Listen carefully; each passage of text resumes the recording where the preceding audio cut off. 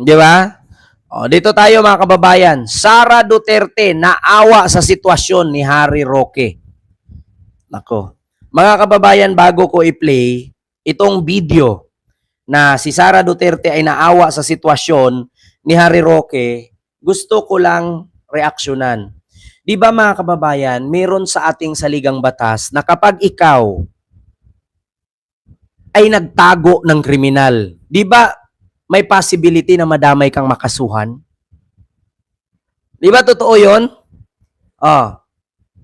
Di ba mga kababayan, meron tayong batas ganyan? Oh, actually ako hindi ako abogado ha. Nagtatanong lang sa mga may alam sa law, may alam sa batas. Di ba kapag ikaw sibilyan, tinatago mo ang isang kriminal, di ba pwede kang kasuhan at madamay ka kasi tinago mo ang kriminal? Yan ang inisyu nila kay Congresswoman Jinky Luistro, di ba?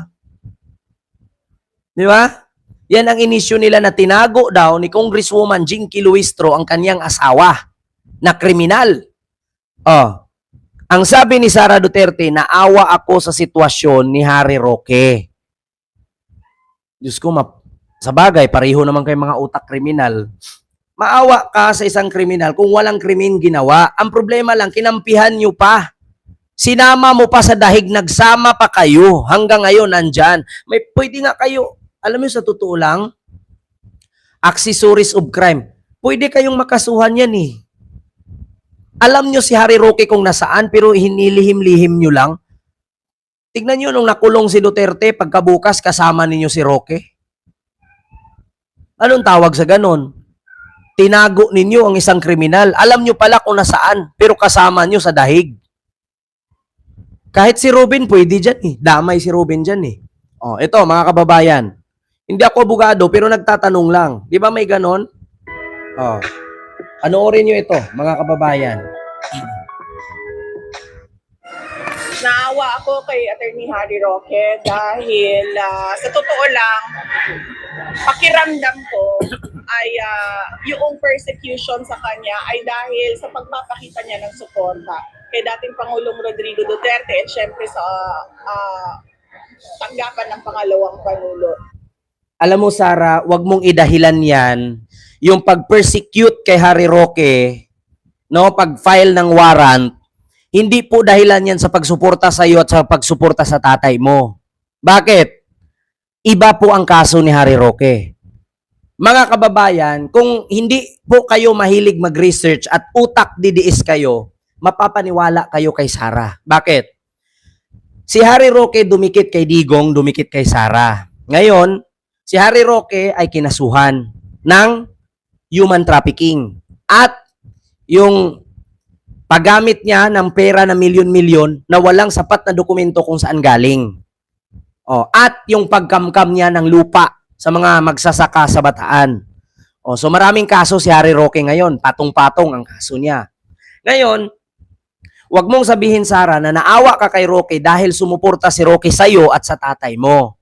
Kasi ang kaso ni Roque magkaiba. Hindi naman nilagay doon na Roque persecute by the Philippine government because supporting of the ex-president. Ang kaso kasi ni Roque Sara, human trafficking. Ang layo naman sa pagsuporta kay Digong at sayo, ang kasong human trafficking. At ang layo din Sara sa kaso ni Roque, sa pagsuporta sa tatay mo at sayo, ang pagkamkam niya ng milyon-milyon na pera sa Pogo. Malayo, Sara. Diyan pa nga lang fake news ka na eh. Di ba? Sa totoo lang mga kababayan, napakasinungaling po talaga ni Sara sa bagay. Ang sinungaling kapatid na magnanakaw. I-continue natin ha. Ito. Mariing pag-uusig kay Atty. Harry Roque. Ito ang naging tugon ni Vice President Sara Duterte tungkol sa pagpapakansela ng passport ng dating presidential spokesperson. Ang nasabing hakbang ay kasunod ng hiling ng Department of Justice sa korte dahil sa kasong qualified human trafficking na kinakaharap nito. Giit ng pangalawang Pangulo, ang mga kinakaharap na kaso ni Atty. Roque ay posibleng bunga ng kanyang political alliances. At ang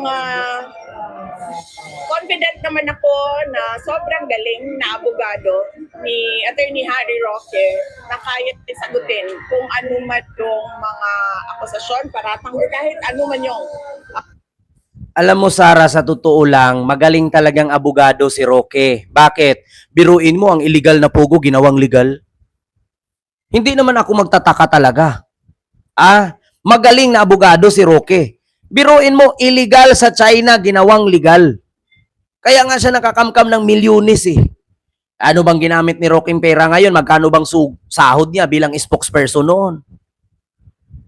Bukod dyan sa pera ng Pogo na nakukuha niyang kickback. Magaling talagang abogado si Roque. Sa sobrang galing, nagtago nga eh. Di ba? Sa sobrang galing eh, nag-file nga ng ano eh. Nag-file nga ng asylum eh, kasi magaling nga siya eh. Magaling tumakas, magaling magsinungaling, at magaling mag-forge. Biruin mo, illegal na Pogo, ginawang legal, magaling. Anak ka ng, di ba? Continue. persecution na gagawin sa kanya. At lagi ko siyang sinasabihan na mag-ingat siya dahil hindi titigil yon sa cancellation lang ng passport niya. Samantala, sinabi ni VP Duterte na patuloy ang paghahandang ginagawa ng legal team ni dating Pangulong Rodrigo Duterte sa The Hague, the Netherlands. Dagdag ni VP Sara, kinausap na rin siya ni Attorney Roque tungkol sa kung paano mapadadali ang dismissal o ang release ng dating Pangulo sa International Criminal Court o ICC. Sa totoo lang mga kababayan, kung magaling si Harry Roque, bakit tinanggal ni Sara pagiging abogado kay Digong? Ito basihan ninyo mga kababayan. Sabi ni Sara, yung pag-persecute kay Roque ng Philippine government, no? At pagiging pugante ni Roque, yung panggigipit ng Philippine government kay Roque dahil daw sa pagsuporta ni Roque kay Sara at kay Digong. Pero di ba Sara, tinanggal mo si Roque pagiging abogado kay Digong kasi may kaso siya?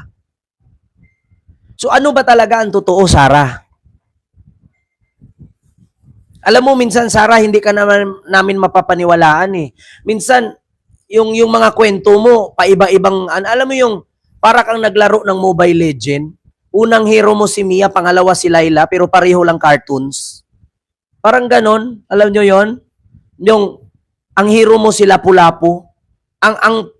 Ang gamit ni Lapu-Lapu sa totoong buhay, itak lang. Pero sa Mobile Legend, ang itak niya lumilipad, tas bumabalik. Diba? Kasi ang sabi ni Sara, ang panggigipit ng gobyerno kay Roque dahil daw nakasuporta si Roque kay Digong at sa kanya. Pero nung panahon na tinanong ng media si Roque, bakit hindi si Roque magiging abogado kay Digong? Kasi may kaso daw si Roque. Hindi pwedeng humawak. So ano ba talaga ang totoo, Sara? Kung ako DDS ngayon, Sara, batuhin ka namin kamatis. Totoo lang. Kung ako yung DDS, kaharap mo, babatuhin kita ng kamatis. Bakit? Hindi ko maintindihan kung ano yung totoong papaniwalaan namin. Di ba, Ma'am Itchin Blue? Hindi namin alam kung ano yung totoo. Noong tinanong ng media si Roque kung isa ba siya sa magiging legal counsel ni Digong, sabi nila hindi daw kasi may kaso. Tapos ngayon, si Roque daw kaya ginigipit ng gobyerno dahil nag-support daw sa kanya at kay Digong, sa tatay niya.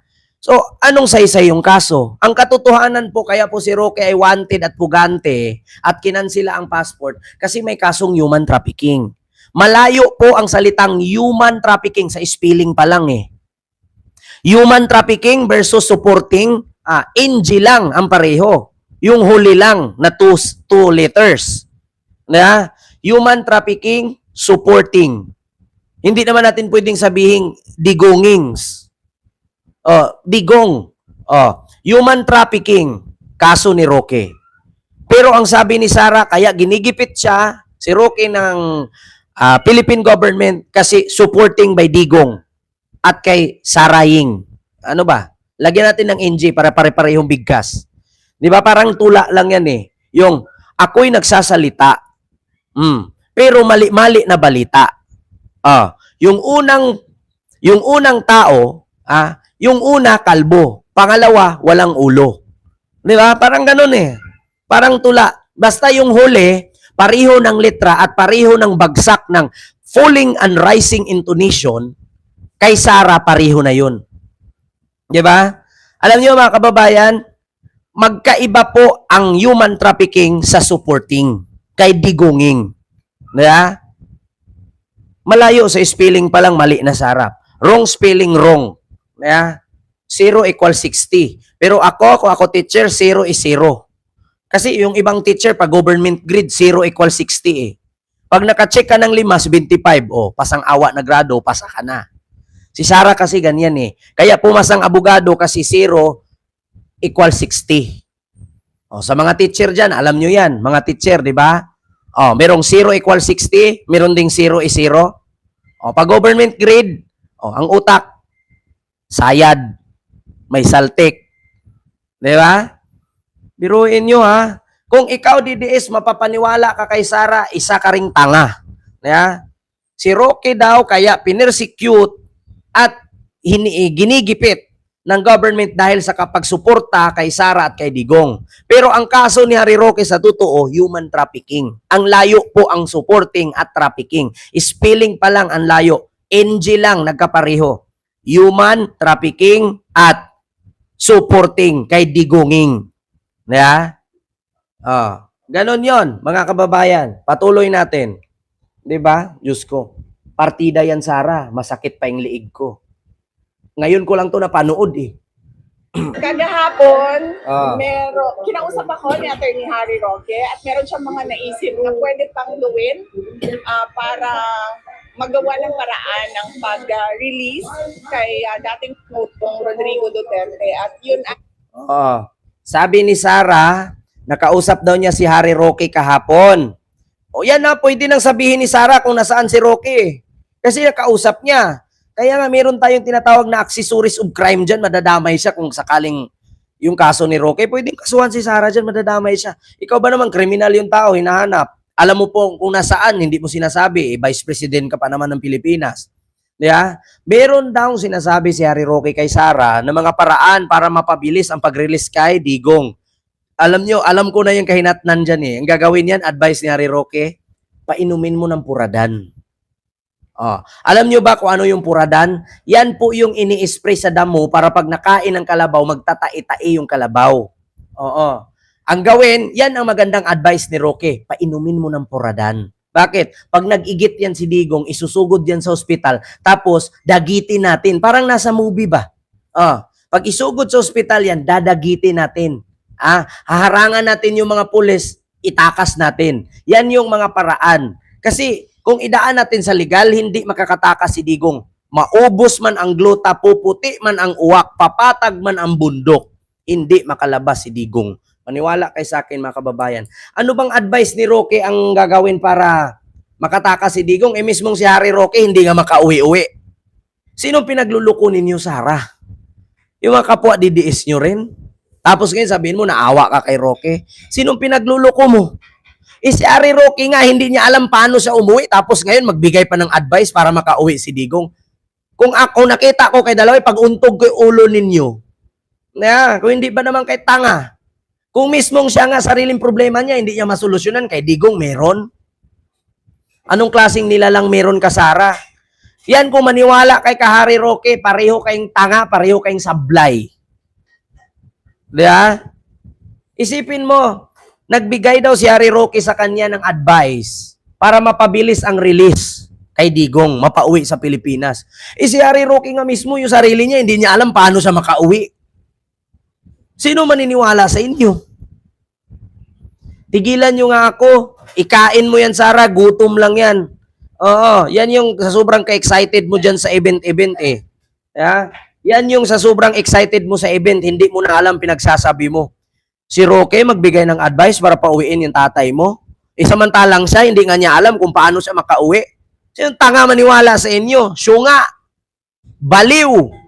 Tigilan nyo nga kami. Sasakit na iliig ko sa inyo. So yun lang mga kababayan. Kayo-kayo nga lang nagtatangahan. Sarap nyo ipag-untog.